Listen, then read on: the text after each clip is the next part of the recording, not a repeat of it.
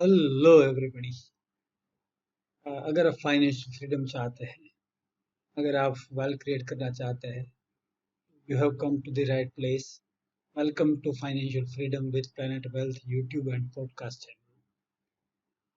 आज हम बात करने वाले हैं जो मैंने एमएफ रिव्यू सीरीज शुरू की है, उसमें आज हम मिड कैप कैटेगरी का एक म्यूचुअल फंड स्कीम है, कोटक एसेट मैनेजमेंट कंपनी की ओर से कोटक इमर्जिंग इक्विटी फंड, उसके बारे में बात करने वाले हैं। माय नेम इज ब्रिजेश परिक।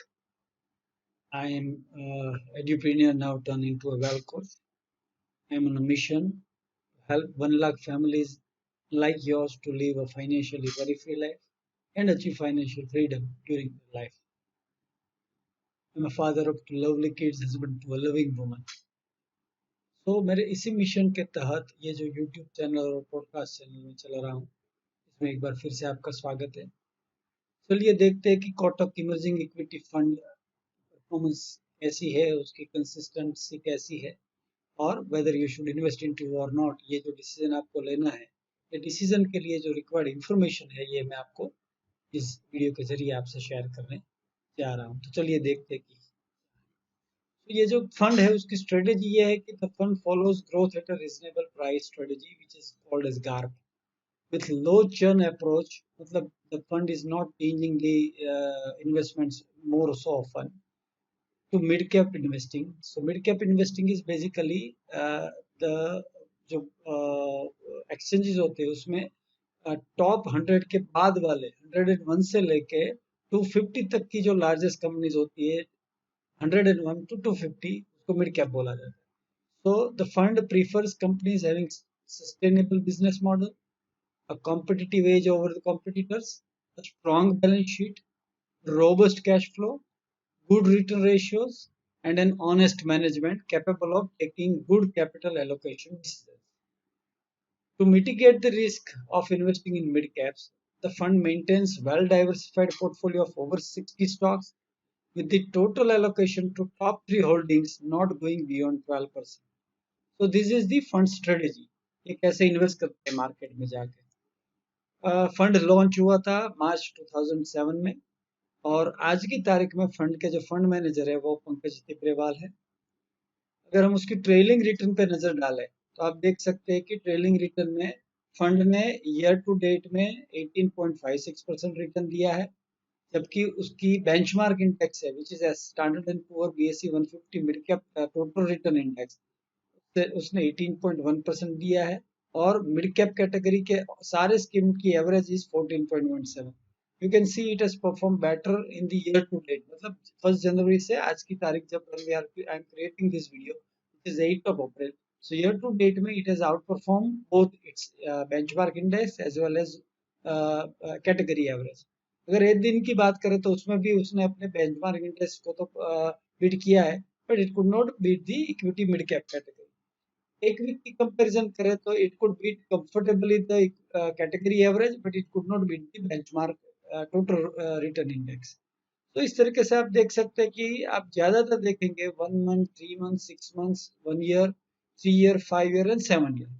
तो अगर हम मिड कैप कैटेगरी के फंड के बारे में बात करें और अगर हमें कंसिस्टेंसी ढूंढनी है, तो ideal way to is to जितना लंबा होराइजन आप लेके चलोगे, so I would recommend you कि उसकी कैटेगरी को उसी कैटेगरी में आप आज 5 ईयर की रिटर्न देखो, तो आप देखोगे कि इट हैज कंफर्टेबली बीट उसके बेंचमार्क इंडेक्स को भी बीट किया है और मिड कैप को भी बीट किया है।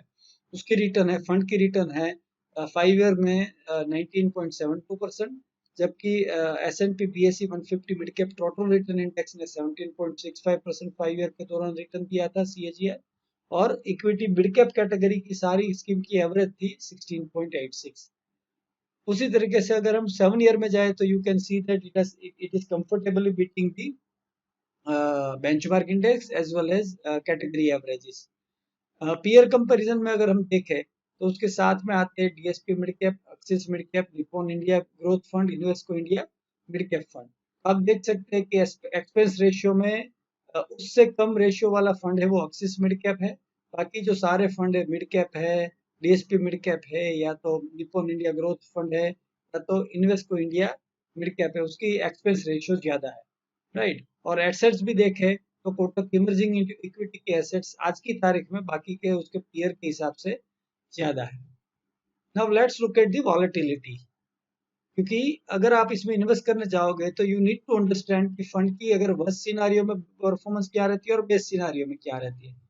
तो लेट्स ट्राई एंड अंडरस्टैंड उसकी वॉलेटिलिटी क्या है। अगर वीकली बेसिस पे देखें तो the fund has given best performance of 8.61% return during 16 May 2014 to 23 May 2014।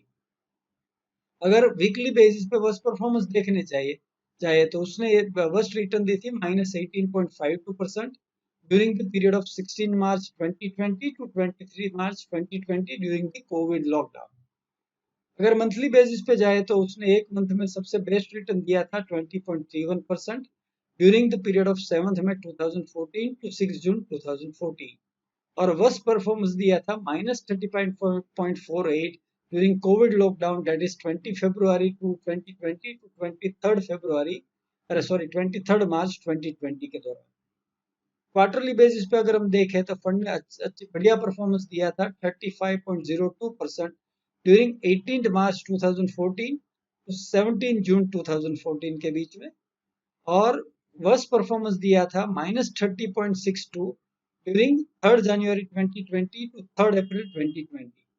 और ईयरली बेसिस पे अगर हम उसकी परफॉर्मेंस को देखें तो बेस्ट परफॉर्मेंस दिया था एक साल में 110.63%, मतलब एक साल में पैसे डबल हुए थे during the period of 21 January 2014 to 29 January 2015। और ईयरली बेसिस में वर्स्ट परफॉर्मेंस देखें तो -25.73% दिया था ड्यूरिंग 4 अप्रैल 2019 टू 3 अप्रैल 2020। तो आप देख सकते हैं कि फंड की वॉलेटिलिटी क्या है।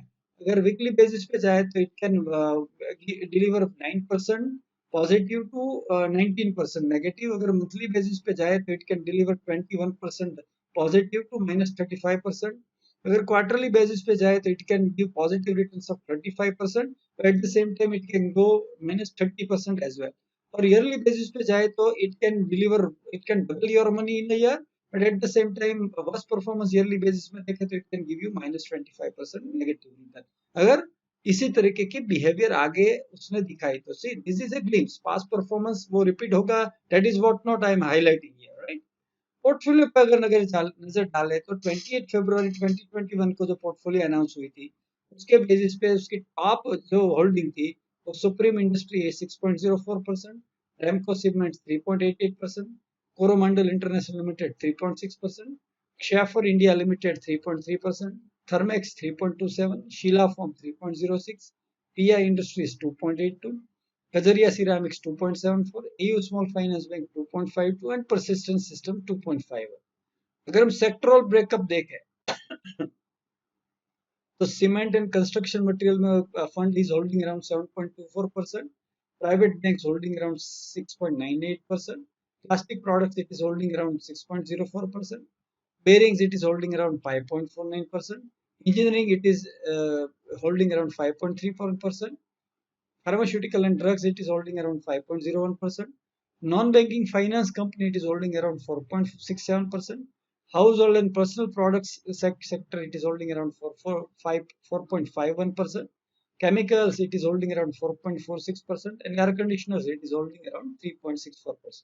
So these are the top 10 sectors it is holding. Let's try and compare the funds allocation versus the category allocation. So you can see it is by far highly over leveraged in the chemicals, engineering, construction, textiles, metals, in sector में वो category से ज्यादा है। और category से बहुत ही कम है उसका, हम देख सकते हैं कि सर्विसेज में वो कैटेगरी से कम है, एनर्जीज में कैटेगरी से कम है, टेक्नोलॉजी में कैटेगरी से कम है, ऑटोमोबाइल में कैटेगरी से कम है। तो दीज आर द सेक्टर्स, वो अपनी कैटेगरी के सामने किस तरीके से सेक्टर एलोकेशन करता है।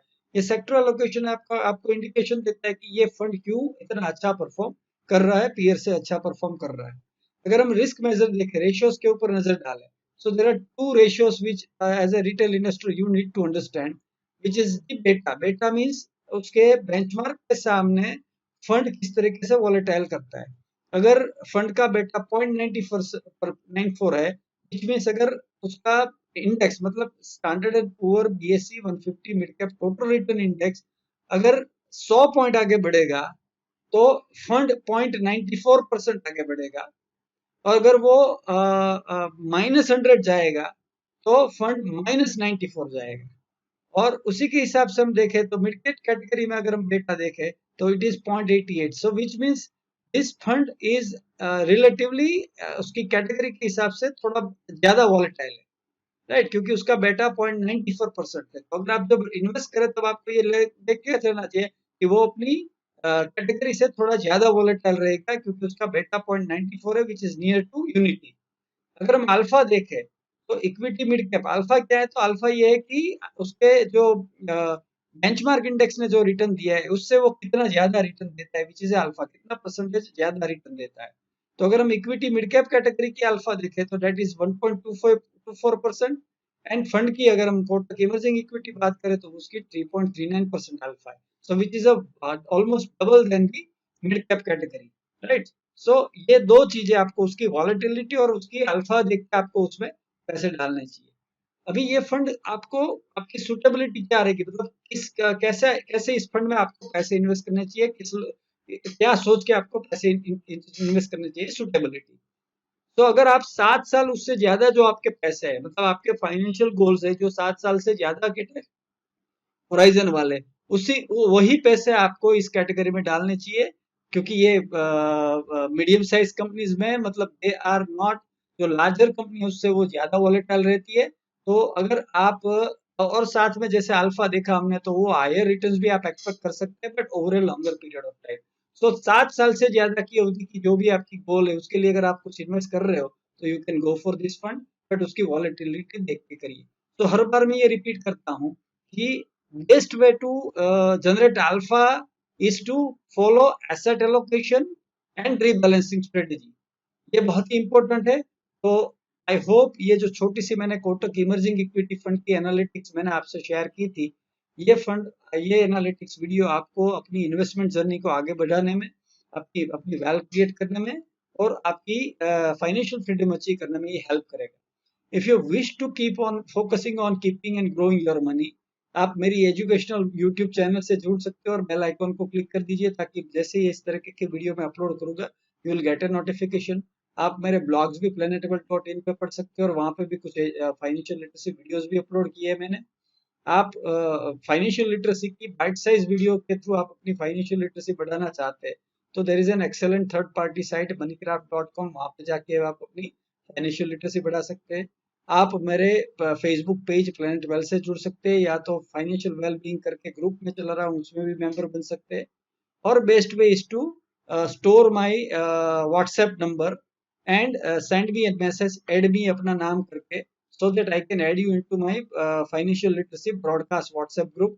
आप मेरी नंबर स्टोर करके मुझे मैसेज भेजिए, क्योंकि अगर आप नंबर स्टोर करके नहीं भेजेंगे तो मेरी ब्रॉडकास्ट आपको रिसीव नहीं होगी, क्योंकि आपकी एड्रेस बुक में मेरी नंबर होनी चाहिए।